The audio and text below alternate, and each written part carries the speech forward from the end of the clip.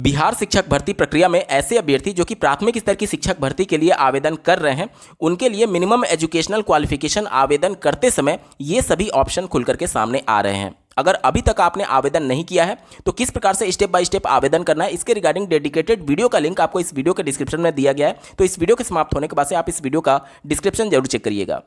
यहाँ पर उत्तर प्रदेश से संबंधित ऐसे अभ्यर्थी जो कि यूपी से डीएलएड किए हुए हैं, चूंकि उत्तर प्रदेश में ग्रेजुएशन के बाद डीएलएड में एडमिशन मिलता है, तो बाय मिस्टेक उनके द्वारा ग्रेजुएशन प्लस डीएलएड वाला ऑप्शन ना सेलेक्ट करके इंटर प्लस डीएलएड वाला ऑप्शन सेलेक्ट कर लिया गया है। तो क्या उनका आवेदन निरस्त कर दिया जाएगा? क्या वो चयन प्रक्रिया से बाहर हो जाएंगे? ऐसे तमाम कमेंट के माध्यम से आप लोग के प्रश्न आ रहे हैं। अंत तक जुड़े रहिएगा, इसी मुद्दे पर डिटेल में बात करने वाले हैं। नमस्कार दोस्तों, मेरा नाम है नीरज और आप देख रहे हैं कैरियर बिट यूट्यूब चैनल। अगर आप इस चैनल पर पहली बार विजिट कर रहे हैं तो इसको सब्सक्राइब करते हुए बेल आइकन को प्रेस करना ना भूलें। देखिए, बिहार राज्य सरकार के द्वारा जो शिक्षक भर्ती आयोजित कराई जा रही है, वो जो भी नियमावली के अंतर्गत हो रही है, वो बिहार राज्य सरकार की नियमावली के अंतर्गत हो रही है। जैसा कि आपको ज्ञात होगा कि बिहार में जो शिक्षक बनने की न्यूनतम अर्हता है प्राथमिक स्तर की शिक्षक, वहां पर इंटर प्लस डीएलएड है। क्यों? क्योंकि एनसीटी की गाइडलाइन जो है वो इंटर के बाद डीएलएड में एडमिशन देने की है, और बिहार राज्य सरकार एनसीटी के गाइडलाइन के अनुसार ही वहां पर जो डीएलएड कोर्स होता है बिहार में, वह इंटर के बाद ही वहां पर डीएलएड में प्रवेश दिया जाता है। इसीलिए प्राथमिक स्तर की शिक्षक भर्ती प्रक्रिया में inter plus DElEd minimum educational qualification है शिक्षक भर्ती प्रक्रिया में सम्मिलित होने के संदर्भ में। तो जो भी अभ्यर्थी यूपी से डीएलएड किए हुए हैं, क्योंकि यूपी में ग्रेजुएशन के बाद डीएलएड में एडमिशन मिलता है, तो कायदे से अगर देखा जाए तो उनको यूपी से जो डीएलएड किए हुए हैं उनके लिए ये वाला विकल्प है। देखिए, ये वाला विकल्प जिसमें साफ शब्दों में मेंशन किया गया है कि स्नातक तथा प्रारंभिक शिक्षा में द्विवर्षीय डिप्लोमा चाहे किसी भी नाम से क्यों ना जाना जाता हो, ये वाला विकल्प उनको चुनना था जो कि यूपी से डीएलएड किए हुए हैं। लेकिन बाय मिस्टेक वो क्या किए हैं कि पहला वाला विकल्प चुन लिए हैं, जिसमें यह मेंशन किया गया है न्यूनतम 50% अंकों के साथ उच्चतर माध्यमिक यानी कि इंटरमीडिएट कहा जा रहा है, तथा प्रारंभिक शिक्षा शास्त्र में द्विवर्षीय डिप्लोमा, ये उनके द्वारा बाय मिस्टेक चुन लिया गया है। चुनना था ये और चुन लिया गया उनके द्वारा ये, तो भी आपका आवेदन निरस्त नहीं होगा। क्यों? क्योंकि जो एनसीटी की गाइडलाइन है और बिहार राज्य सरकार की जो नियमावली है, उस नियमावली के अंतर्गत आप मिनिमम एलिजिबिलिटी रखते हैं आवेदन करने के संदर्भ में। तो अगर आपने पहला वाला विकल्प चुन लिया है इंटर में 50% अंकों के साथ डीएलएड कोर्स, तो आपका जो फॉर्म खुला होगा वह इंटर के डिटेल मांगे गए होंगे, और आपको विशेष तौर पर यह ध्यान देना है कि जो आप वहां पर डिटेल डाले हैं वो इंटर का ही होना चाहिए, वो ग्रेजुएशन का नहीं होना चाहिए। क्योंकि चूंकि आपने ये विकल्प चुना है तो आपका जो वहां पर डिटेल खुलेगा वो इंटर का खुलेगा, तो इंटर के ही सारे डिटेल को वहां पर आपको डालना होगा। ठीक है?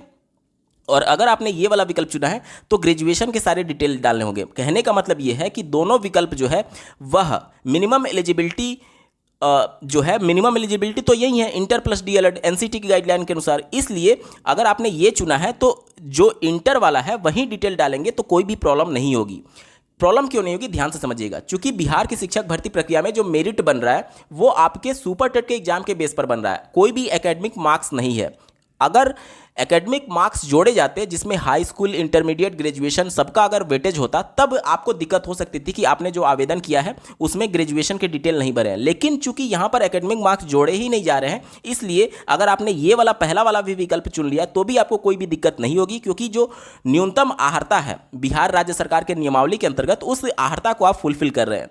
ऐसा इसलिए बहुत सारे अभ्यर्थी ये दावा कर रहे हैं कि जब वो अपने फॉर्म को कैंसिल करके दोबारा से आवेदन करने जा रहे हैं या फिर एडिट करने जा रहे हैं, अगर फी पेमेंट नहीं किया है, तो उनके लिए ये ऑप्शन एडिट होने का ऑप्शन ही नहीं आ रहा है। तो उस कंडीशन में अभ्यर्थी बहुत ज़्यादा मेंटली इस बात को लेकर के परेशान है कि क्या उनका फॉर्म गलत हो गया, क्योंकि एडिट भी नहीं कर पा रहे हैं और रिजेक्ट होने में भी बहुत ज़्यादा, कैंसिल होने में भी बहुत ज़्यादा दिक्कत हो रही है। कैंसिल कर सकते हैं आप और दोबारा पेमेंट करके नया आवेदन कर सकते हैं, लेकिन उसमें भी अभ्यर्थियों को प्रॉब्लम का सामना करना पड़ रहा है। तो अगर आपके साथ ऐसी कुछ सिचुएशन है तो आप बिल्कुल मत घबराइए, आपका फॉर्म 100% सही है, क्योंकि आपकी जो पात्रता है वो उत्तर प्रदेश राज्य सरकार के द्वारा निर्धारित नहीं की जा रही है, क्योंकि चूंकि ये राज्य स्तरीय भर्ती परीक्षा है जो कि बिहार राज्य सरकार की नियमावली के अंतर्गत हो रही है, और बिहार सरकार की जो नियमावली है उसमें मिनिमम एलिजिबिलिटी जो है वो इंटर के साथ डीएलएड है। अगर पहला विकल्प आपने चुना है तो मिनिमम एलिजिबिलिटी को तो आप अभी भी फुलफिल कर रहे हैं। आपको विशेष तौर पर सिर्फ इतना ध्यान देना है कि आपने अगर पहला विकल्प चुना है तो यहां पर आपको सारे डिटेल इंटर के ही डालने होंगे, और अगर आपने ये वाला विकल्प चुना है तो यहां पर सारे डिटेल जो आपसे मांगा जाएगा उसी के अनुसार आपको डालना होगा। जब आपकी काउंसलिंग होगी तो जो भी आवेदन करते समय आपने डिटेल डाला है वहीं आपके डॉक्यूमेंट्स मांगे जाएंगे वेरीफाई करने के संदर्भ में। चूंकि आपने यहां पर इंटर का डाला था तो इंटर का मांगा जाएगा, तो इंटर के सारे डिटेल आपसे मैच होने चाहिए जो कि आपने आवेदन में किया है। और अगर आपने ये वाला डाला है तो ग्रेजुएशन का मांगा जाएगा, और ग्रेजुएशन के सारे डिटेल आपसे मैच होने चाहिए जो कि आपने आवेदन में किया था, जो कि आप अपना रिजल्ट या फिर सर्टिफिकेट जो कुछ भी प्रोड्यूस करेंगे। यहां तक क्लियर हो गया। इसके अलावा एक और मैं प्रूफ आपको देता हूं, ध्यान से समझिएगा। जब आप सीटेट के लिए आवेदन करने जाते हैं तो प्राइमरी पेपर 1 के लिए जो एलिजिबिलिटी है आप अपने स्क्रीन पर देख पा रहे, इस सभी एलिजिबिलिटी को एक बार ध्यान से पढ़िए। पहला क्या दिया गया, सीनियर सेकेंडरी यानी 12th की बात की जा रही है। 12th में एटलीस्ट 50% मार्क्स के साथ साथ आपका 2 वर्षीय डिप्लोमा कोर्स मांगा गया यानी डीएलएड मांगा गया है।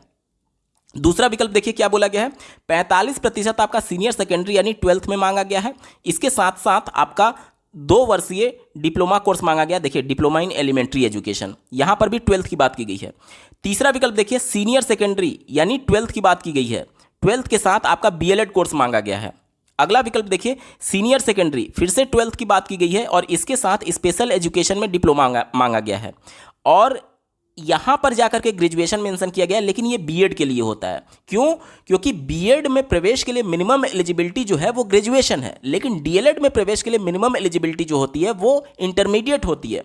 अब उत्तर प्रदेश से संबंधित जो भी अभ्यर्थी है वो सीटेट के लिए जब आप आवेदन करते हैं तो आपके लिए तो ग्रेजुएशन वाला विकल्प यहाँ होता ही नहीं है। तो ऐसा थोड़ी कि आपके लिए फॉर्म गलत हो गया, आपके लिए जब नहीं है तो जाहिर सी बात है आप यही वाला विकल्प चुनते हैं, 12th में 50% मार्क्स और डिप्लोमा इन एलिमेंट्री एजुकेशन। तो जब आपका सीटेट वाला आवेदन वैलिड है तो फिर बिहार वाला कैसे इनवैलिड हो जाएगा? आप खुद सोचिए ना कि मिनिमम एलिजिबिलिटी आपको फुलफिल करना होना चाहिए। तो मिनिमम एलिजिबिलिटी तो अगर आपने ये वाला विकल्प चुना है बिहार शिक्षक भर्ती प्रक्रिया में तो भी तो आप फुलफिल कर रहे हैं। जो एनसीटी की गाइडलाइन है, जो बिहार राज्य सरकार की नियमावली है, पूरी तरीके से आप फुलफिल कर रहे हैं। तो आपका आवेदन गलत कहां से हो गया? बिल्कुल भी टेंशन मत रखिए, कोई भी प्रॉब्लम नहीं होगी। अगर आपका एडिट हो जा रहा है तब तो ठीक है, और अगर एडिट नहीं हो रहा है तो मन से जो भी संशय है सब कुछ निकाल दीजिए। पूरी तरीके से आपका आवेदन 100% सही है, कोई भी आपका आवेदन रिजेक्ट नहीं होगा। इसके अलावा काउंसलिंग के दौरान आप उनको मिनिमम एलिजिबिलिटी, इंटरमीडिएट से संबंधित जो भी डिटेल आपने भरा होगा फॉर्म में वो आपसे मांगा जाएगा, जो कि आप प्रोड्यूस कर देंगे, क्योंकि वो सारे डिटेल आपके पास होंगे। वो सभी सर्टिफिकेट और जो भी डिटेल आपने भरे हैं, मार्क्स का और ये सभी चीज़ें, वो सब आपकी एक्चुअल होगी। तो उस हिसाब से आपको कोई भी प्रॉब्लम काउंसलिंग के दौरान नहीं होगा। उम्मीद करता हूं कि सारे डाउट्स आपके क्लियर हो गए होंगे। बावजूद इसके अगर आपका कोई प्रश्न रह जाता है आपके मन में तो कमेंट के माध्यम से पूछ सकते हैं। इस वीडियो को देखने के लिए आपका बहुत बहुत धन्यवाद। भगवान करे आपका दिन शुभ हो।